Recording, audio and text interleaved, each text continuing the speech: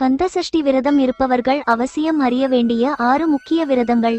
மகா கந்த சஷ்டி விரதத்தில் முருக பக்தர்கள் முருகனின் அருளை பெறுவதற்காகவும் வாழ்வில் ஏற்படும் இடர்களையும் பிரச்சனைகளையும் தீர்க்க வேண்டிய பிரதமை துவங்கி சஷ்டி வரை மிகவும் கடுமையாக விரதம் இருந்து முருகனின் அருளை பெறுவார்கள்.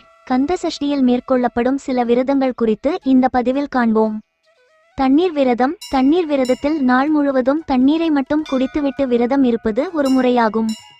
திரவ விரதம். இந்த திரவ விரதத்தில் பால் மட்டுமல்லாமல் தண்ணீர், பழச்சாறுகள் போன்ற திரவ உணவுகளை 6 நாட்களும் எடுத்துக்கொண்டு விரதம் இருக்கலாம்.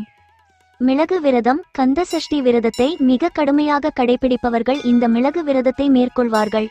இதில் முதல் நாள் 1 மிளகு, அடுத்த நாள் 2 மிளகு என்று, 6வது நாள் 6 மிளகு என்று 6 நாட்கள் வரை மிளகை மட்டுமே சாப்பிட்டு தண்ணீர் குடித்து விரதம் இருப்பார்கள். பால் விரதம். இந்த பால் விரதத்தை அநேகமாக நிறைய பேர் இருப்பார்கள்.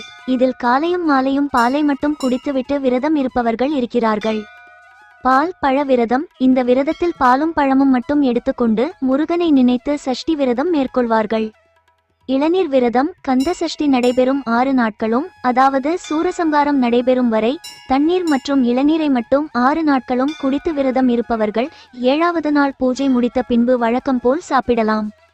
கந்த சஷ்டி நாளன்று தேனும் திணை மாவும், கோதுமை கேசரி, பருப்பு பாயசம், பால் பழங்கள் என தினம் ஒன்றாக முருகனுக்கு நைவேத்தியம் செய்யலாம். விரதம் இருக்க உடல்நிலை ஒத்துக்கொள்ளாதவர்கள் 1 நாள் மட்டும் விரதம் இருப்பார்கள். அது கந்த சஷ்டி 6வது நாள் சூரசம்ஹாரத்தன்று காலையில் இருந்து மாலை வரை உபவாசம் இருந்து பால் பழங்களை மட்டும் எடுத்துக்கொண்டு சிறிது தண்ணீரும் அருந்துவார்கள். சூரசம்ஹாரம் முடிந்த பின்பு குளித்து முருகனின் திருவுருவ படத்திற்கு முன்பு 6 தீபங்கள் ஏற்றி நைவேத்தியம் செய்து விரதத்தை முடித்துக் கொள்வார்கள்.